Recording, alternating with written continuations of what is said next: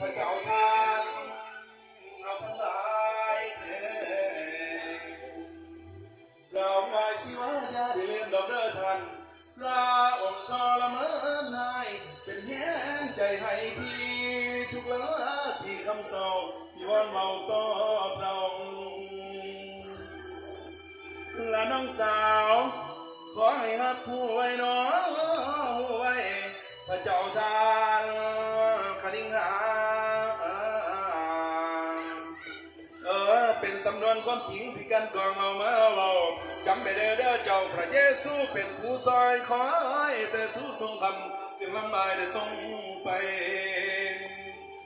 พี่น้องเอ๋ยขอให้ฮักผู้ไว้น้องผู้ไว้พระเจ้าทานคณิงหาจริงได้มาน้าลำเตือนผู้สุขในทางบ้าน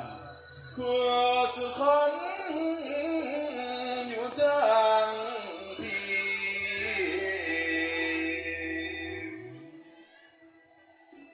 เนาะฝากเสียงเพลงเสียงรำเนี่ยให้กับพี่น้องมาเด้อบอกผู้อยู่ไกลเนาะอยู่ในประเทศไทยหรือประเทศลาวก็แล้วแต่เนาะให้เฮาที่จะได้ช่วยกันในการที่จะแบ่งปันความรักของพระเจ้าให้กับคนอื่นๆด้วยครับเสียงบอลส่งสำเนียงฟังเป็นเสียงถึงคิดตะสนน้ำใจของท่านทุกคนประความกรุณถวายให้พระองค์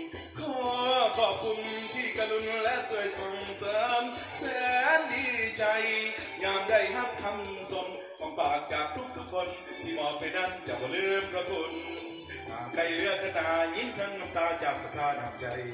รางวัลที่เราส่งให้คือความสุขใจในพระเยซูปากเสียงกับร้องแทบตัดจะมอบตัวมัดไปสู่ทุกคน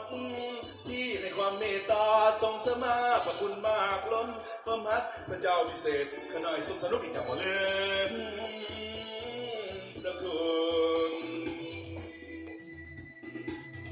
วันนั้นให้มีใจใส่ซองวันนั้นให้มีใจใส่ซองจึงมาบอกพี่น้องผู้มาห้องส่งเสียย้ำอ่อนเปี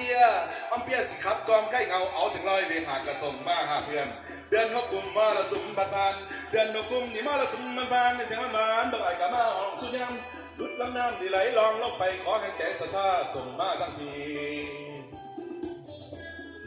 ด้วยศรัทธาพระคิดกุตาจึงจากบ้านดอกจากบ้านเหมือนนกไหลคอนเดี่ยวสัญจรจากเหนือจนใต้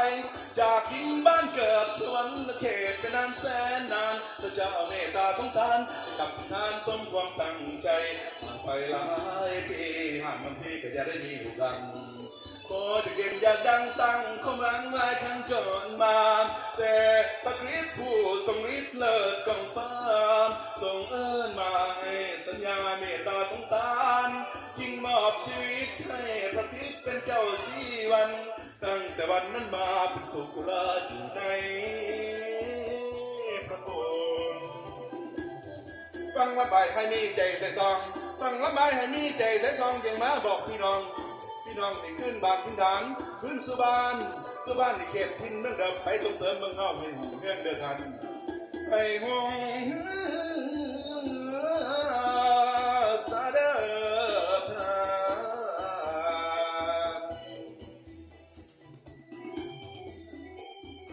เฮาก็จะซอยกันนะพี่น้องผู้ใดมีของประทานอะไรกันนำมาเป็นซอยกันพี่น้องมีประธานในการเล่นดนตรีการห้องร่ำทำเพลงมาประกอบส่วนกันเพื่อให้เป็นพรแก่ที่จะนำรับขอพระเจ้าอวยพรเด้อ